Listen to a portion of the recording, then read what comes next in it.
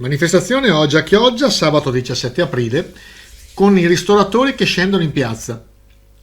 Oggi appunto la protesta degli esercenti davanti al municipio, contestando non solo le restrizioni ai ristori, ma nel menù ci sono anche nuova ZTL, bollette tari e plateatici. Interessante anche la reazione del sindacato della polizia, che dalla voce di Armello della FSP, il rappresentante appunto della polizia, si schiera con i dimostranti. Ascoltiamo alcuni interventi dei relatori che hanno partecipato alla manifestazione.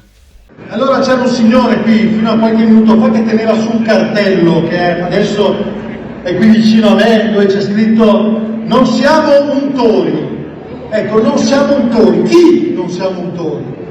Il mondo della ristorazione, il mondo delle palestre, il mondo dell'intrattenimento notturno, della musica, della cultura, il mondo del turismo, che voglio ricordare rappresentare per la regione del Veneto l'industria più importante, quella che permette di dare lavoro al maggior numero di persone rispetto a qualsiasi tipo di altro comparto. Allora, in questa città in particolare, alcuni settori rappresentano un valore che va anche oltre l'aspetto economico, perché quando si parla dell'Italia, ad esempio, la cucina italiana rappresenta sicuramente uno degli aspetti qualificanti della nostra cultura e della nostra identità nel mondo. E quando si parla di Chioggia,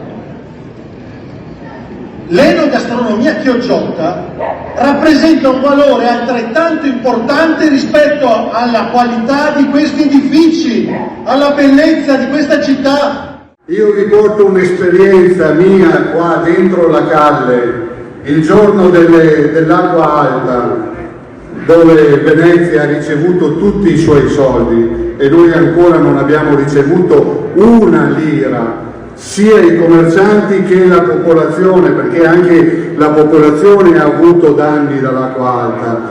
Io ero fermo davanti al mio negozio, davanti alla mia trattoria, a spalare acqua fuori. Il gruppo dirigente, tra cui il ministro D'Incà, fecero la loro passerella. Io ero vestito come sono vestito adesso, con una scopa in mano. Sono passati, hanno abbassato lo sguardo e sono andati avanti.